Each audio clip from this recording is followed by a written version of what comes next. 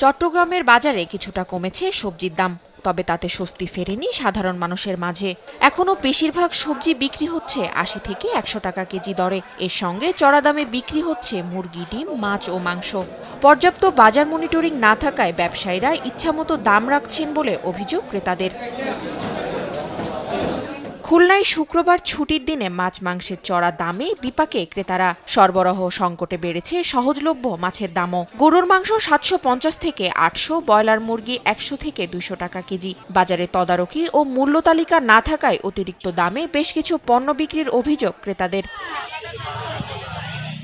মৌলভীবাজারের বিভিন্ন বাজারে চড়া দামে বিক্রি হচ্ছে শাকসবজি। প্রতিদিনই কোনো না কোনো সবজির দাম বাড়ায় নিত্য প্রয়োজনীয় বাজার করতে বাড়তি টাকা গুনতে হচ্ছে ক্রেতাদের। ব্যবসায়ীরা বলছেন, অতিবৃষ্টি, প্রতিকূল আবহাওয়া ও সরবরাহ কমে যাওয়ায় দাম বাড়ছে। ঘুরি আমরা আর বেশি টাকা লাগে, টাকা খাবার হয় না আমরা, আর আমরা বহুত কষ্টর বিনিময়ে আমরা চলতাম দেশ। খুচরা বাজারও আরো চেয়ে দ্বিগুণ বেশি দাম, যার কারণে আমরা যে জায়গায় নিতাম 5 কেজি 10 কেজি মাল, এই জায়গাতে আমরা 2 কেজি 3 কেজি করে নিতেছি। আমরা কম দামে মাল টিকি বেশি, কিন্তু মনিটরিং আমাদের আড়তের ভিতরে হয়, খুচরা বাজারে কোনো মনিটরিং হয় না। এ কারণে নিত্য প্রয়োজনীয় মালের দাম বেশি।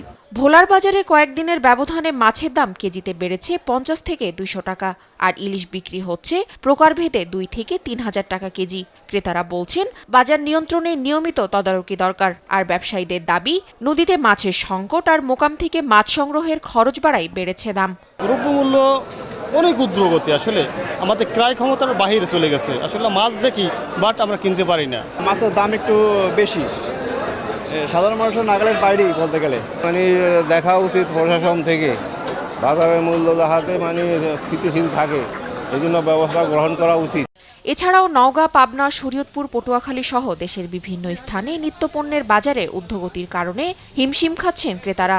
বাজার নিয়ন্ত্রণে নিয়মিত তদারকি ও কার্যকর পদক্ষেপের দাবি সাধারণ মানুষের। তাসফিয়া ইসলাম, নিউজ ডেস্ক, দেশ টিভি।